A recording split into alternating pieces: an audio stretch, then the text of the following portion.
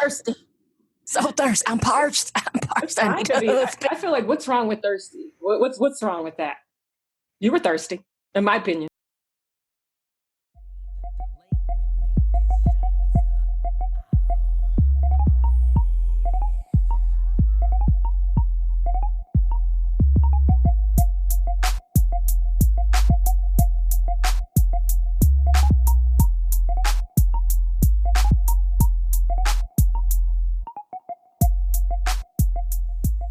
Bow chicka bow wow. Hey girl, what's up? How you doing? Okay. You kick it off, girl. Well, on Sunday, you and I were having a little chit chat about some friendships of ours that have changed over the years, our friendship that's changed and grown over the years. Mm-hmm. And we were discussing just how upset we get when friendships end. And then it kind of dawned on us, like, why do we have this expectation that relationships, whether they be platonic or romantic, last forever? Mm-hmm. Kind of makes sense that they would end, right? Yes. It makes sense that they will end. I've had several friendships end during the pandemic. And what I found was that they had a reason in the season. They were there for a purpose. They served their purpose, and that was it. There was no need to be attached to keeping them forever. And what I found was that each of these relationships was a codependent relationship. So it was a relationship where we were getting self-worth or feelings of self-worth through the relationship. So outside of myself, like, I don't value myself, but through this relationship, I have worth. I have a purpose now. And I think understanding that really helped me to not be attached to the outcomes, because each of those friends had a very specific purpose in my life, and I wouldn't be the person I am now without them. So I appreciate it, but I am a different person and we're not aligned. So when things are misaligned, there's a conflict. And so that's just time to go. I don't know if you see this, but that's my head exploding, because this whole idea, this concept of codependency is brand new to me, but it really casts light upon a lot of what I went through, why I went through it. I wish I had known more about it in my 20s, let's say, because I think that's when I really, things changed. Yeah, but had I known, I mean, when we were having this conversation, I looked up, there's like a poem that says that each person is there for a reason, a season, or a lifetime. Mm-hmm. And there were a whole bunch of websites that talked about it. And they said, as soon as you understand whether or not a person is in your life for a reason, a season, or a lifetime, you can cope better with their presence and their absence. So, breakups even. I remember, like, I've had some pretty rough breakups. And looking back, I learned so much from each of those relationships that brought me here, that made me a stronger person, that made me a better partner and wife, that made me a stronger individual. And it's weird to think that, you spend so much time being upset over losing a best friend, or I'm putting that in quotes, best friend, or a boyfriend, or something like that, when they serve their purpose and they're off. You can wish them well and go about your life knowing that you did what you needed to do for each other in that set time, and go on and live your life and meet more people for more reasons or seasons, or maybe meet somebody for a lifetime. Yeah. But we get attached to it and we judge ourselves. It's some ideal that they have, and that we have to have friendships that last forever. That's a sign of a mark of stability or something. And it's not. Why stay in a toxic relationship? Why stay in a relationship where there's conflict, where you're not satisfied, where your needs aren't being met, and that you're not able to communicate? I think that's the biggest one. If you're not able to communicate, if you're finding that you're having conflict more often than not, I prefer peace. I like my peace. So for me, that's important. We all carry baggage from our childhood and things like that we don't even know. And a lot of times it's our relationship with our parents, and you don't even realize it. And you're carrying that into your adulthood and your relationships with other people. And so it's like, it was mind blowing for me, because once I understood that and was able to put a word on it, I realized how codependent I've been my whole life. And it's just mind blowing. I mentioned something a while ago and you said, yep, that's codependency. And I kind of was taken aback by that. And I was like, because in my mind, codependency was, I need somebody, like I'm incapable of standing on my own. It had like a very negative connotation. And I thought it was a commentary on me as being dependent, which isn't always a bad thing to be dependent on. No, we're human. Right. But the more that you've talked to me about codependency and kind of shed some light and given me like links and resources and videos, there was something I saw today in looking a video over where they said that the feelings you get from being surrounded by this person, even if it's toxic, is better than the alternative. So you stay, or you stay that, in a friendship. Right. And it has to do with fear. And we've talked about fear a lot, and it has to do with the fear of what life would be like if you weren't with that person. Who would you be? One sign of codependency, and I have that a lot, is it's insane, and I didn't even realize I did it, is asking other people how you feel. The other day, I called my aunt and I said, I don't know, do I have anxiety or is this fear? Like, am I? How would she know? Right, exactly. I'm like, why am I asking someone else to tell me how I feel? This is psycho. Like, I'm not giving myself any agency. And so it started coming. I watched a YouTube and the woman was so concise and precise. I said, wow, she is speaking to me. This is me. And yeah, it just really opened my mind. It changed a lot of things. Even walking down the street, I can tell my demeanor has changed. My view, my outlook has That's changed. Beautiful. Yeah. The world seems like a beautiful place. It's people, it's crazy. Like, how is this happening? I'm like, am I like losing some blood in my head or something? Like, what's going on? Do you think that this is, because we talked about awakenings and we joke about this midlife thing, and I don't even really know what midlife crisis is, or if it's a discovery of like who you are later in life, a newfound understanding. But do you think that this is a type of understanding you could have had in your 20s? If somebody told you this and said, hey, the way you're behaving is based on your insecurity or your codependency or your relationship with your parents or your prior experiences. Like, if somebody came to you and said that, and we met in our 20s, I don't know that I would have received that. Yeah, I would have been defensive. Right. Who are you talking to? What? You see me? You don't know me. I got a job. I got all these friends. I'm going to this party, that party, girl. Who are you talking to? Yeah, you were Miss Yelp too. You were going to all kind of events and parties, girl. Yeah. So so what I was doing, what all of that was a distraction. So I wouldn't have to be with myself. And so I'm so grateful for COVID-19. I'm sorry for all of the people who had losses, and that is just tragic. But I really, really am grateful for this time to reflect, because I was always on the go. I call myself Mo on the go. And to be able to sit down and have that peace and reflect and to sit in that discomfort, you realize it ain't even that bad. It's just very interesting. An example of codependency that I had with you is I introduced you to my friends who are where you live, and you didn't talk to them. And so I followed up. I'm like, why aren't you talking to them? Like, I'm trying to control. So that's part of the controlling aspect of codependency. There's several different aspects. It's controlling, avoidance, self-esteem. So it's just a variety of things. 90% of people are codependent. So don't get it twisted. And the problem is, like you said, a lot of people, when they hear codependent, they think, oh, that's that girl who she can't do anything without her boyfriend. He can't do anything without his wife. No, that's not codependency. I mean, it may be, but that's not the whole of it. It's a whole thing. So it's worth reading about and learning about, because you really get to know yourself through it. And it leads to awakening. It really does. Awakening's no joke.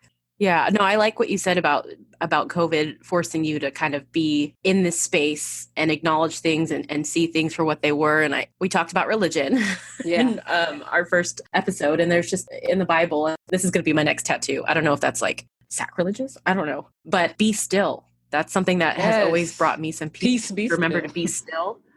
Be still and know, and I really do feel that a lot of knowing comes from being still, stilling your mind, stilling your body. Quit looking outside of yourself to find yourself. Exactly. And I feel like I'm not even, and this is probably me with my negative talk or whatever, I'm not even like in a position to be telling people how to like better themselves or whatever, but this is what's worked for me. And in the moments where I find stillness, where I take time to reflect, where I write, where I am just alone, is when I am most comfortable now with the truth of who I am, what I'm about, what I've been through. I can process that, because I think it's so easy to get in a fight with somebody or break up a friendship, break up a relationship, get divorced, whatever endings to these relationships, and then go seek comfort from somebody else, validate that I made the right choice, do these things. But I think one of the most important things is just to sit with yourself and just accept it. It's mind blowing. And it explains a lot about my personality that I would have never known because I have very rigid boundaries. I mean, when we first met, I wouldn't even tell people my name. I was so... You had to make up nicknames. Right? I'm like, whoa, people thought I was some kind of investigator or something. I'm like, no, just a codependent. I didn't know at the time. And like you said, like if I were in my 20s, I would have been very defensive if you told me that. I would have felt attacked because I'm getting my value from you telling me something and you're telling me something negative. And so not having that self-esteem and not having that self-worth, I wouldn't have been open to receiving that. So back to the concept of reason, season, and lifetime. Do you have any examples of people who've come into your life just for a reason? Because I feel like that's the one where you are very aware that they're here to help you emotionally, physically, spiritually, whatever, through a specific thing. And then when they go. It's like, whatever. And usually that's the one you're least attached to. Maybe they're springing seasons because I have friends who... People come and go. Yeah, like I have a friend, for instance, we met 20 years ago, or not 20, like 15 years ago. And she was very pivotal in my life because she kind of introduced me to some things that were foreign to me, some concepts that were foreign to me that ended up being an integral part of my life. And now looking back, I'm like, was that because I was codependent and started like doing that? But it's not because, for instance, I'm vegan now. I wasn't vegan at the time. She was an artist and hung around a lot of vegans. And so I said, oh, that's interesting. I didn't care. But it was just interesting. She did yoga, hung around vegans, like house music, went to Agape, a spiritual center in LA. And I started going there and I have never felt, I think part of codependency comes from, like I said, like that low self-esteem and low self-worth. I had never felt welcomed anywhere. And when I went there, I felt welcome. I felt like, this is home. These people are cool. Like, I don't feel threatened by these people. And that's generally how I feel. And so you feel threatened. That comes from trauma throughout life. And it's a natural reaction, but luckily we're human and we're able to deal with that and find better ways to cope in life. I mean, it only took 15 years. I mean, some people never get there. So I'm glad. And I still I don't follow Agape, but I still have those core beliefs that, we're all one with God. Where we are, God is. We are the manifestation of God. And so that's beautiful. Within us is everything that we need. And it's hard to understand because and I'm so glad I've never had a boyfriend. And you say that a lot. And I always push back. Because you always say, I've never had a relationship. I've never been in a relationship. And I always say, just because it wasn't ideal or the one you wanted doesn't mean it wasn't a relationship. Now, what do you mean when you say, I've never had a boyfriend or I've never had a relationship? Yeah, I've never had a relationship. I've never had anyone where I've been out with people, meeting their family, meeting their friends, things like that. I've never had anything like that. I've only had a couple of dates here or there, a couple of dates. Maybe they'll come back after a few months and I have a couple of dates again. But I've never had anything consistent, anything where I was... Like a relation. An actual relationship. With titles. Yeah, with titles, and not even with titles, with just actions. Looking back, part of it could have been because of my rigid boundaries. I mean, that's revisionist history. I don't care. It's not for me. Like we said, reason and season. And actually, I reached out to a guy I dated a couple years ago because we had a lot of conflict. And I realized that part of my part was the codependency.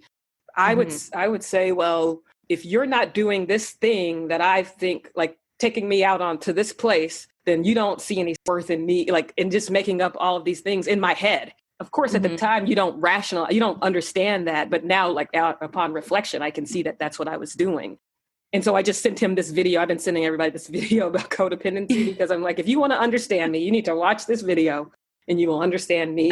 I'm working on it. And he said, oh, wow. And so we started talking. And anyway, he invited me out to a museum. So we're going to go, like, as friends. And so, yeah. But how are you going to go to a museum? Aren't things locked down? No, just indoor dining. You just wear a mask and you get a scheduled time. And I feel like that's a whole nother topic because you have feelings on that. I'm sure every New Yorker I know has feelings on that.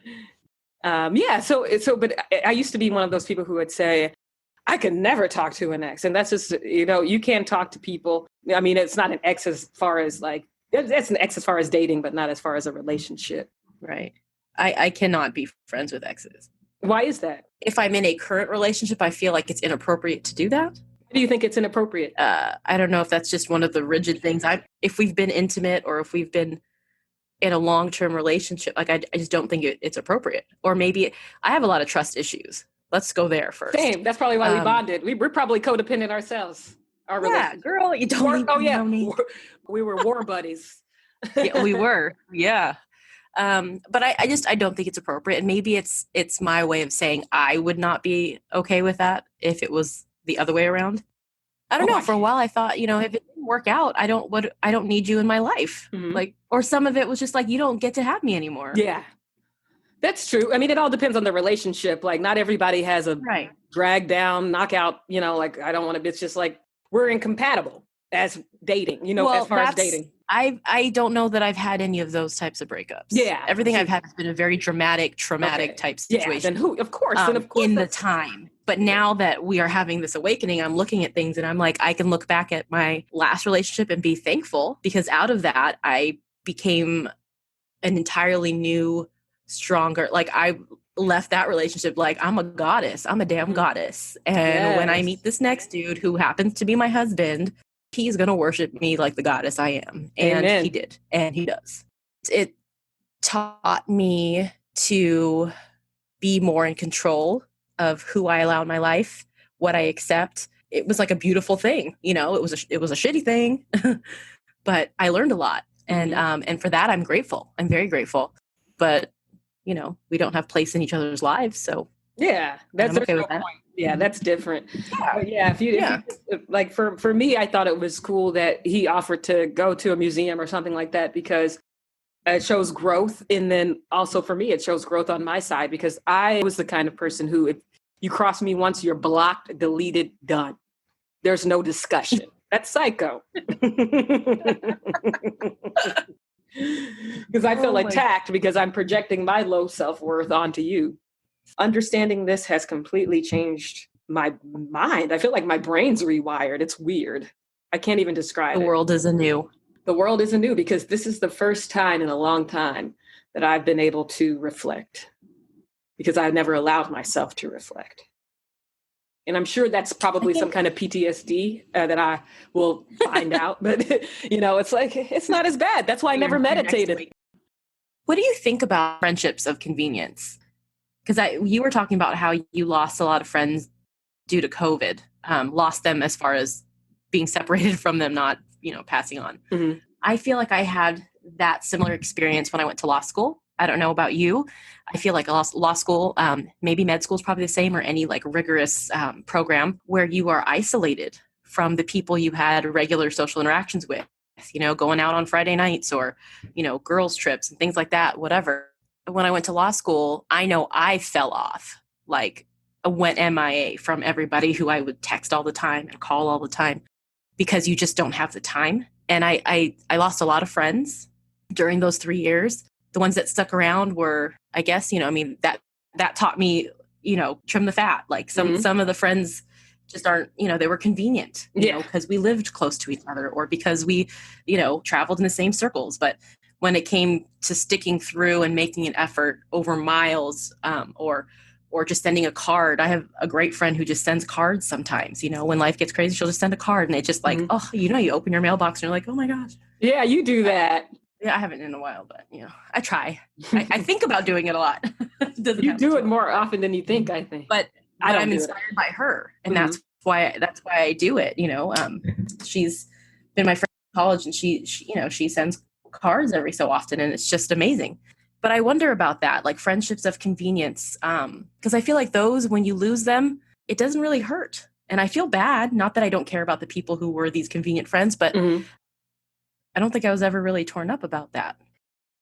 I never really had superficial, or at least on my end, I didn't know, I try not to have superficial, like they had to pass my rigid boundary test in order to become a friend. So that takes work, usually the little social people. Yeah, I don't mind that. People you might go grab a drink with here or there and you never talk to, you might write them on Instagram here or there. Like, that's fine. But my friends, I had a completely different law school experience. It was all about socializing and meeting people.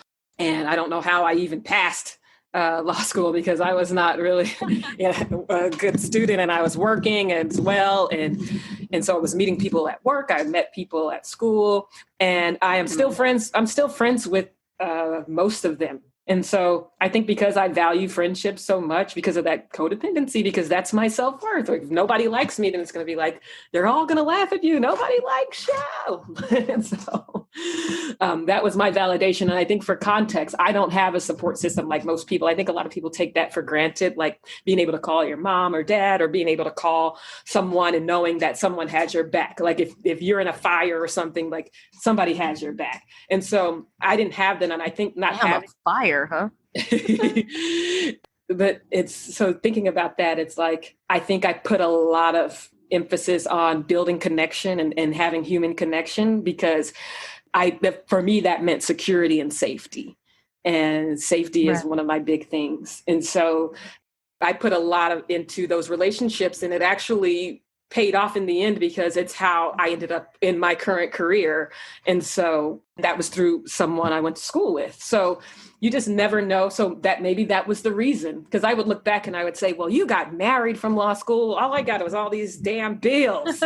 That's the only good thing to have come out of law school for me. And I didn't go in looking for a husband. I wasn't trying to get my MRS. It just happened. Mm-hmm. I'm not going to say anything on the revisionist history. I wasn't looking for a husband in law school. I mean, no, you were looking at him, though. I was looking for a husband. Yeah, but you were getting ready, writing your lists out and everything, and wanting you craved. I was ready. A husband, yeah.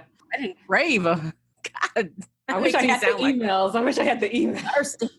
So thirsty. I'm parched. I feel like, what's wrong with thirsty? What's wrong with that? You were thirsty, in my opinion. Well, there's interested, and then there's thirsty. That's a whole different thing. What's the difference? The thirst. What's the thirst difference? Is texting all the time about this person. That's not being thirsty, because you have an interest in somebody. Thirsty is like throwing your jaws at somebody. Oh, okay. Oh, yeah. No, that's not my. No.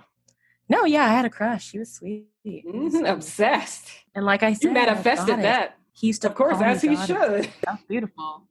Thank you. Right? Right. Anybody should. Dang. Okay. This is why we're still friends. See, we hype each other up. You're my hype girl. I like that. Whatever. I keep it real. For me, I'm trying to learn about, like, what does a healthy friendship look like? Because obviously I have healthy friendships and I had unhealthy ones. And I can't base my value in either. I can't say, oh, look at this healthy relationship. I must be a better person because I have these, it doesn't work that way. It's all from within. So you said healthy friendships. What does a healthy friendship look like? That's what I'm saying. I'm trying to figure it out. Is there a solid definition, or is it? Yeah, I think it's what matters to you. And for me, I don't know. I definitely know it's boundaries, having and respecting boundaries. It's also listening and being able to communicate. That's important. And then everything else. When you say boundaries, wait, can you explain further about boundaries? Maybe I don't have it. Yeah, they're limitations. So, for instance, if I'm like, you need to do this, or you for instance, there was a time when I wanted to introduce you to a friend, and I said, oh, my friend lives in the same area as you. I think I just said that, but yeah, my friend lives in the same area as you, and then you didn't want to meet up with him, and I was like, well, oh, how dare you not meet up? You're the one talking about you don't have friends. And to keep pushing. Yeah, and to keep pushing. So it's like I'm trying to control you. It's a controlling thing. Yeah, you telling everybody I feel like I don't have friends? I've said that before too, and that's a reflection I had. It's because for me, it was because I was getting my self-worth from friendships, and I didn't have a friend like 24/7. You know what I mean? Obviously I have friends, and so I'm like, that's so disrespectful. What are they, chopped liver? But luckily they understand, and I'm so glad that I have woke friends, because they get it and they are able to move on, and the ones who aren't. And now that I'm growing, I can't wait to see the friendships I develop. I love that you said you have woke friends. Can you elaborate on that, please? Because that has several different meanings.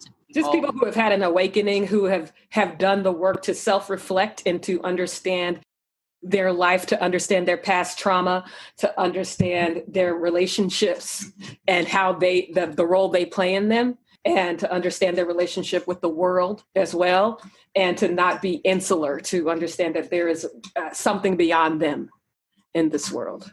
So that's a woke. That's a woke. Yeah. Friend. Mm-hmm. Okay. I like that.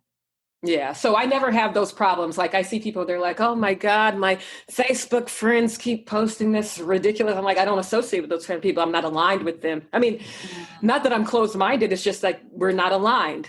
Some of my closest like relationships and as a kid were, those were with people who may have been like, I talked to an old mentor and she was saying, I can't believe all these people are dying. And I was like, yeah, right. I can't believe it. And she said, yeah, they need to open up everything now so people can get jobs because they're dying because of that. So that's what she was talking about. You guys are on two different messages. You have to pick your battle. So I kind of just, laughed and that was it. I don't have to talk to her anymore. Like it was just like we hadn't talked for 20 years. Yeah. So there's no need to. Exactly. There's no need to control. I gave up on Facebook. So a lot of that toxic, superficial friend stuff is I just can't, like I'm on there, just kind of see what you're doing, check in on like my people, but everything else I've had to really put my self-discipline to work and just really just keep going, keep scrolling, don't pay attention. Cause I used to be like internet warrior and I'd be fighting people over political things, over, there's some mom wars. We need to do like a episode on mom wars. Yes. But like there's, breastfeeding moms versus formula moms, working moms, stay at home. Like there's always like some sort of battle happening over anything. Mm-hmm. People have this desire that they are right. Like I'm vegan. I don't go on sites and be like, well, you're not a good vegan. And so that's what they do. They go on these different groups and they talk trash to other people and then when I realized that's codependency. All of these Facebook groups, is capitalizing off of codependency. They're probably the biggest example of what codependency is. People go on there and post pictures of their food and themselves and say, look at me. And people say, am I a bad person? I like XYZ. And I tell them, I constantly tell them, why are you coming onto a platform of strangers you don't know and asking us to tell you who you are? They cannot make a heaven or hell for you. So I don't understand. Like, I just don't, I'm saying it because I definitely was a person probably in the past. So I get a little, and it's like, I just wanted acceptance. A little heated over here. I wanted connection. Like, I didn't want somebody to validate me as far as saying, oh, you're cute or something. Like, I just wanted somebody to be like, hi, let's spend time. Like, let's chat, cause I just like that human connection. But it sucks because people have such low self-esteem, even when they don't know it, because I didn't know I had low self-esteem. I know it when I was younger, but not, in the later years. And so to see that, it's insane. I've left so many groups because people are just begging and pleading for attention and just for a validation. Yeah. How do we fix it? I don't know. Is it to be fixed? That's the codependent in me. How do we fix it? I got to fix something. Let me make it better. Mm-hmm.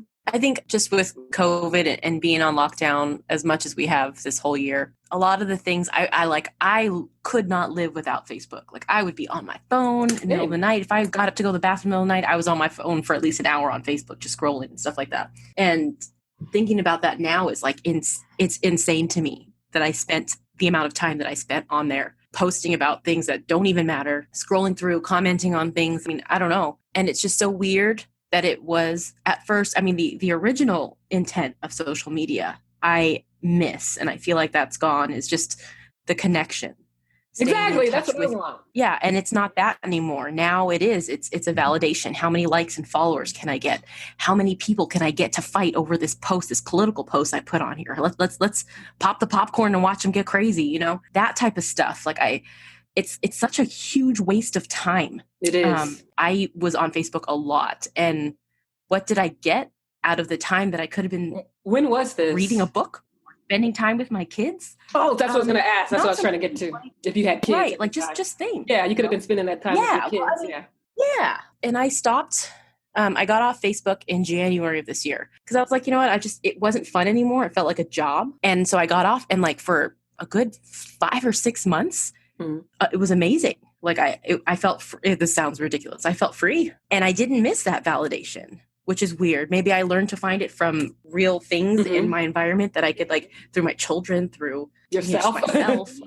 Well, I do think I don't think it's bad to feel validated. Not at all. Other people. But it's bad to seek it constantly. Yeah. If you can't feel validated within yourself, that's a problem. Right. I believe.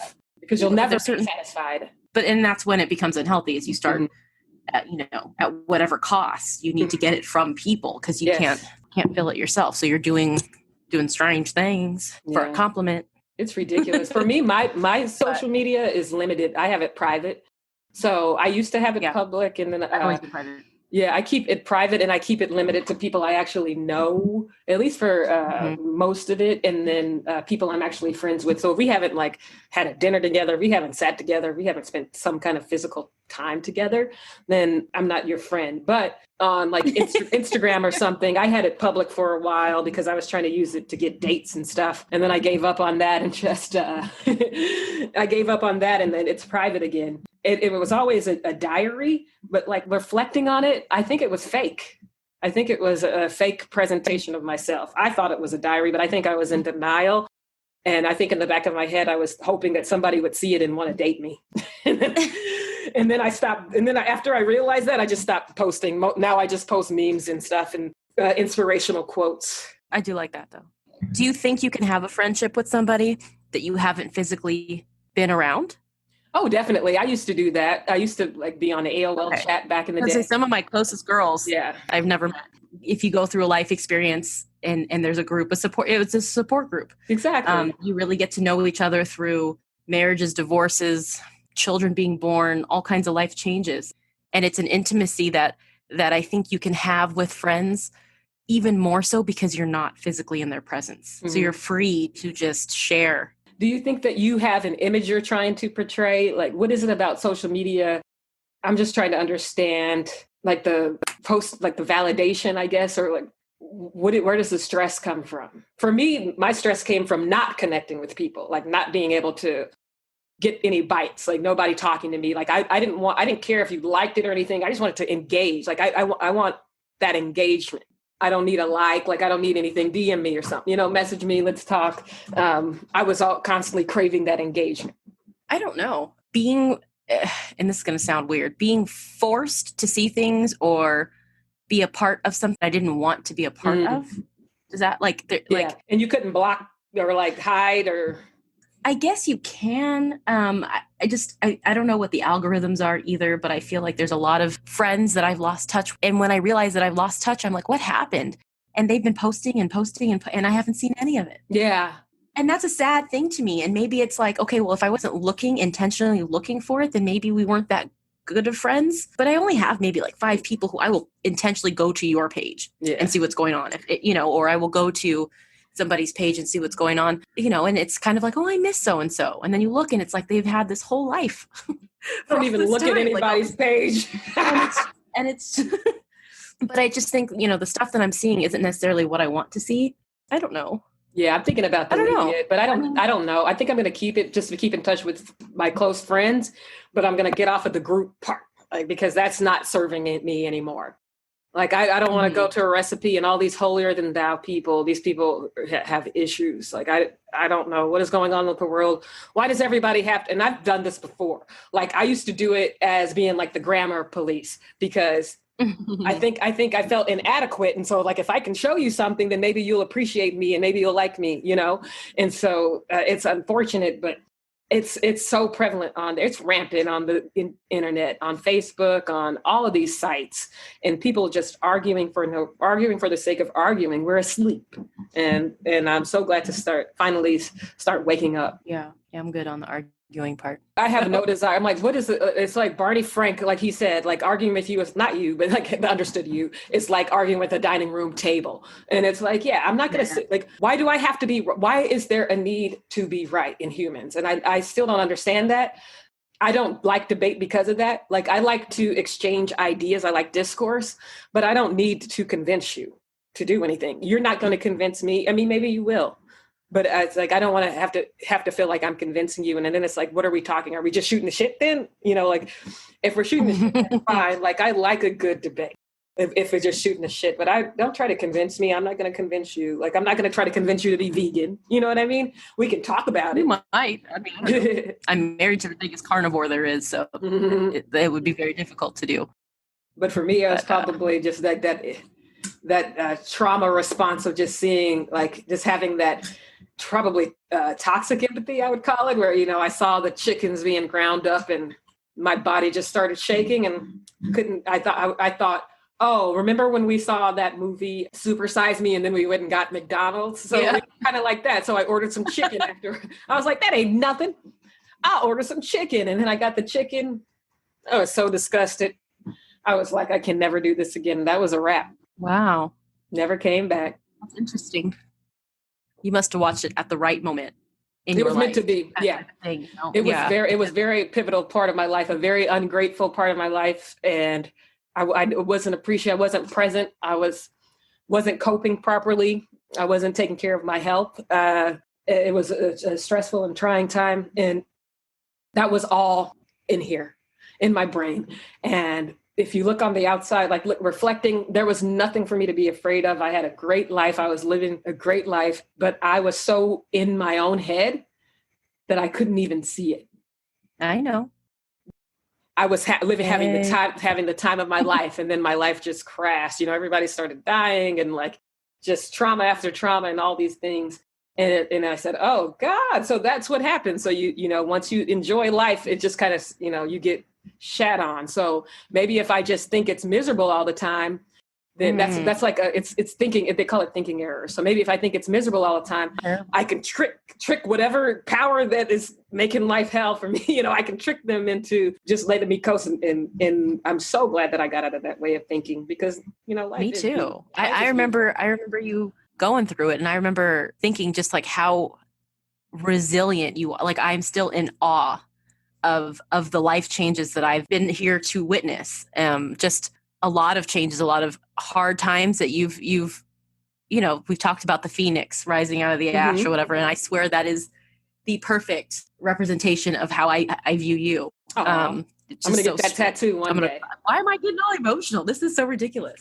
No, but I think you are just such a strong person. Unreal. A lot of things that would have broken people. I mean, and look at you, you're thriving. Yes. About to be a homeowner. Hope so. Traveling the world. Phew. Not jinxing. I'm putting extra good juju on it. Yeah. So it's and again, like we talked about with relationships, I think that things that happen in life build you. They create who you are. They make you more grateful on the other end. Coming out of it, more aware, more present. Exactly. A good example of codependency is our old, and I was still codependent on them because our old mentor. And how our mentor just ghosted us, and I felt abandoned. Like I couldn't take it, and I would text, "Oh, well, I forgive you for abandoning it." Passive aggressive, or just straight up aggressive stuff. Yeah. I've done that several times to people. It's like it's like I place so much value on them that it's almost psychotic, because then I just get upset. Like what was it's wrong? Not reciprocated. What's wrong with me that you just nothing to do with you. Close relationship, and then you just disappear. Exactly, it has nothing to do. But that's how it is when you for a reason and a season. Exactly. That specific person brought us together. Mm-hmm. We can just be grateful for that, and and look at that short time, and I feel like I have friends from there, you and a couple others, and it's just like I can't believe we're still friends all this time. It was fun. It was fun. It was my first taste of life, so I appreciated it. Any other thoughts? How about the lifetime part? Reason, season, friend for a lifetime. Is that something that's possible? I mean, I don't know until the end of your life.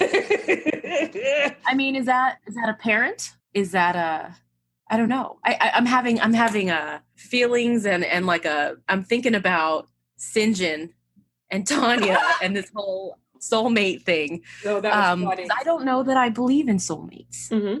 And why do we have to? Yeah, well, I'm not even going to say, because I mean, okay, if any of you guys out there listening know what we're talking about, we both watched 90 Day Fiancé. And one of the couples on there, Tanya and Sinjin, were getting married. And Tanya said she believes in soulmates, except he was not her soulmate. Mm-hmm. She had already met her soulmate, and they had broken up. So, I mean, that's a little cold on its own. But the concept of soulmates, I don't know. I don't think that there's only one person in this entire world that you are meant to find. And good luck finding them. Yeah.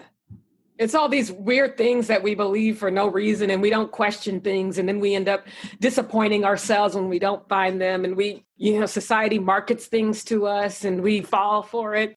And it's like, once you get over this hump, it's like you almost feel like a stranger on earth. Like, I kind of feel that way. And so it'll be interesting it'll be interesting as I go on this journey to meet people who are like-minded and to learn more, because so many people are asleep and you're just watching people. I mean, I was watching myself, you're just watching people go down a path and you don't even know, because it's just like, we're brainwashed. Like, I don't get that. I mean, I think she meant it in a negative way. I think that she loves him, and they just don't have that soul connection. He checks the boxes, but they don't have a soul connection. They had sex very early on in the relationship, which builds false intimacy. He repeatedly says he needed to get the visa, so they had to get married, so who knows? Like, is that going to be a lifetime? We don't know. And now, they can monetize it. So he has an Instagram. She has an Instagram. He doesn't post her on his, and she posts him on her. I've noticed that. Because he's finessing. There how many thirsty women out there who are trying to slide into his DMs. He's a cutie pie. Come on. I mean, if he worked, I might have slid in there. Let me stop. You get a job. I don't know how I feel. I believe in soulmates. I definitely have had it where there was just energy, it felt like a cosmic energy and just an attraction that was reciprocated. And it just felt like something I had never felt before, but that could have been like codependency. Like, I don't know, like, I'm just blaming everything on it now. I've had a moment like that, like a movie moment, like, I feel like, in the movies, like I remember I was walking out, I was in college, was walking out of a dining hall, and somebody was walking in, and I was going to put my tray away. And it was like, I remember the song that was on, that was playing. It was Angel of Mine by Monica and Brandy. And it was like we locked eyes, and it was just like slow. Everything was in slow motion. And then it was just like, and it was a movie moment. It was weird. Not my type at all. Yeah. It was just weird, but it was a move. It was an energy. Yeah. There's an energy, and it's like, it's electricity, like that's surging through your body. And it was so weird. And it was almost like a drug. Like, it felt like a drug. And I have, which can't be good, right? Yeah, right. And I don't, me, like, I don't trust, like, I have trust issues myself. And so the fact that I felt safe, like, I felt like I could be myself, because usually I would think, oh, I have to portray something, because if I'm myself, nobody will like me. And that was subconscious. Like, I wasn't obviously doing that, but I felt safe. Like, I felt secure. Like, we would just laugh and talk. And it was just like I say, like with one of the gals. And so like feeling that, I said, wow, that's insane. So it's just interesting to know, but I believe that you don't have one. I think that you can have it again if you believe you can. And I believe it only takes one, like, to find the love of your life, or the love of your season, or your reason, Yeah. When it comes to these lifetime, the reason, season, or lifetime. And when I think about lifetime, I really think a lot of it is romanticized. Mm-hmm. I think that we're talking about soulmates right now. There's the happily ever after and the fairy tale. And I think this might be part of, and I'm not speaking from any expertise, knock on wood.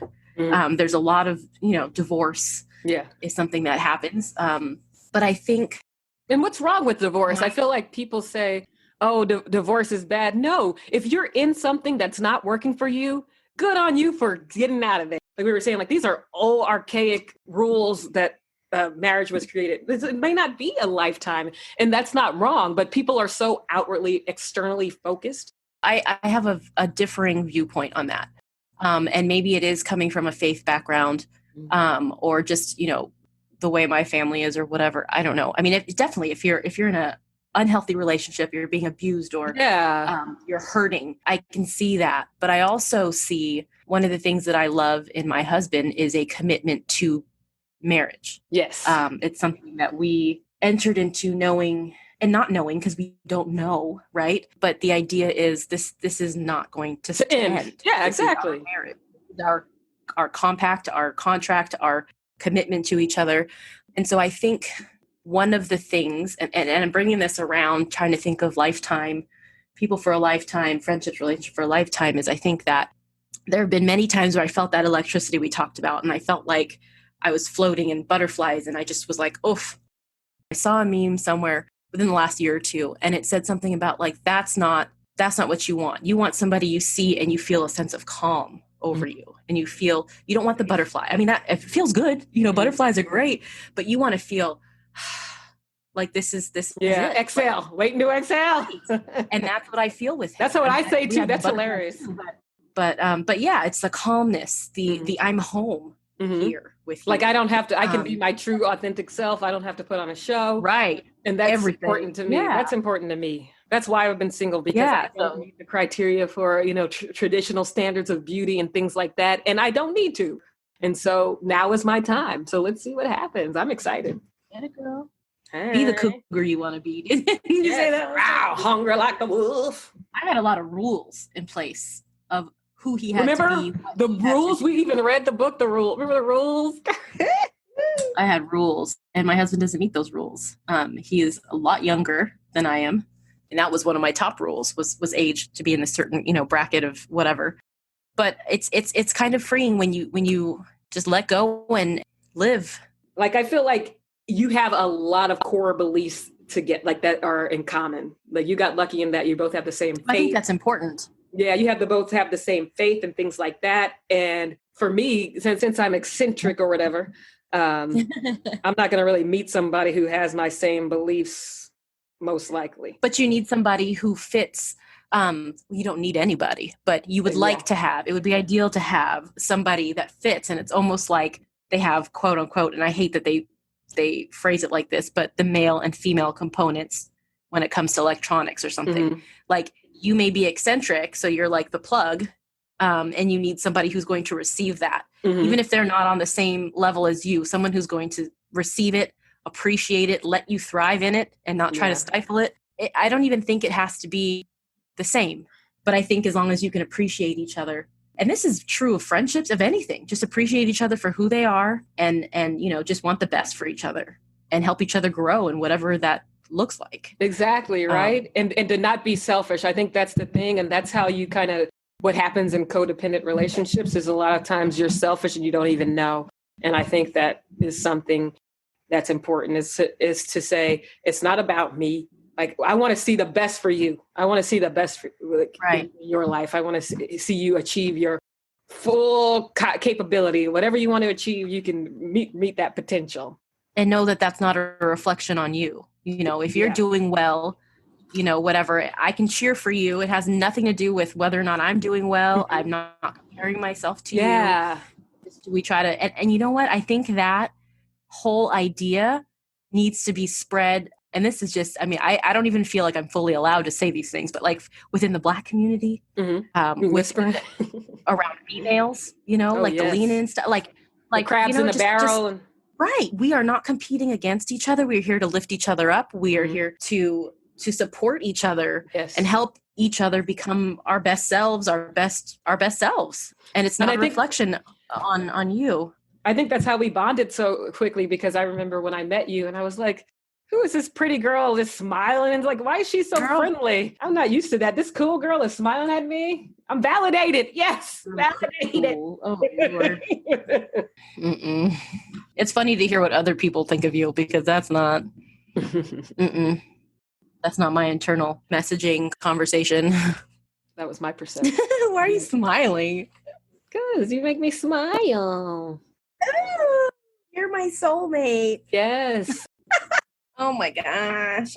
Womp, womp, womp. Well, so that's just a little chit chat about codependency and, some friendship stuff. I think there's a lot that we still want to talk about. Always. I wanted to talk about friends with benefit. I wanted to talk about a little more fun stuff, but I don't think that really ties in. It could tie in with codependency, but it could also tie in with the thirsty talk we were having earlier. Let's do it. We can take that into another episode. Sounds good to me. Yeah, so I guess on that note, see you next time. Hey, thanks for catching this episode of Two Girls Shooting the Shit with Em and Mo. New episodes drop weekly. Make sure to subscribe wherever you get your podcasts.